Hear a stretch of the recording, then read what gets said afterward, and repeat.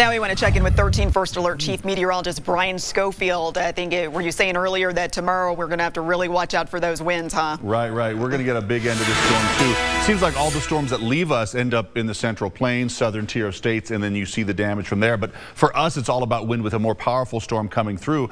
And we haven't seemed to be getting a lot of the rain out of the bargain. Notice nothing really coming in right now. We still have an opportunity for some of that, but more wind than anything else coming through the area. Look right now. This is the calm before the next storm in the picture. Really not much in the way of wind speeds. We'll be filling up these areas quite handily for tomorrow. Plan on that. Here are the communities that likely will see some of the very strong winds up through Centennial Hills, you folks there. North Las Vegas as well, don't be surprised. Just really all across the valley, and some areas that aren't really protected by the mountains as much might actually see some very strong winds there. You can see all the way down through the southeast. Satellite radar, once again, kind of telling the story of this is a break period. You have time to actually plan, rope things off, tie things down a little bit for tomorrow, planning on those very strong winds. Now it's a high wind warning, so we know there'll be some very strong winds.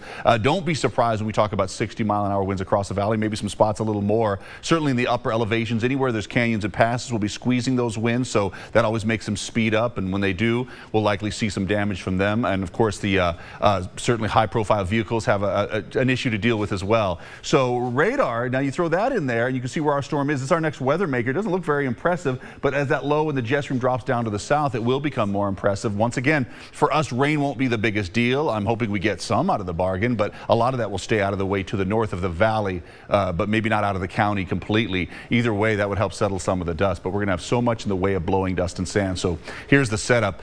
Big wind, big warming. That's an interesting thing because without this very strong wind, we might not get as warm of weather for tomorrow. It'll be incredibly warm. Today we're in the 70s, tomorrow in the 80s. I know that just seems so hard to believe, but it's exactly what we're expecting as that flow comes out of the southwest. By the weekend, we'll still be breezy because that storm is very slow to move out of the area. So for Friday, still strong wind, the strongest being Thursday, and a little bit left over on Saturday. Should still be a nice weekend. Not calling for a bad weekend, but nevertheless, we'll probably start off the weekend with some breezes, maybe a few areas still gusty before things all settle down. End of the weekend, early next week, we warm things up again, but most of that wind leaves the area. You might actually get some breezy conditions by Monday, but that would be really about it. So we're not expecting major wind next week. The major wind is tomorrow. Prepare for that because that could be very ugly at times. Certainly with dry creek beds, because we haven't had a lot of rain, that'll be the source of blowing dust and sand. You know about the pollen count. You know it's been very high, and you just blow it around. It's gusty, dusty, and just messy. But look at those numbers. 82.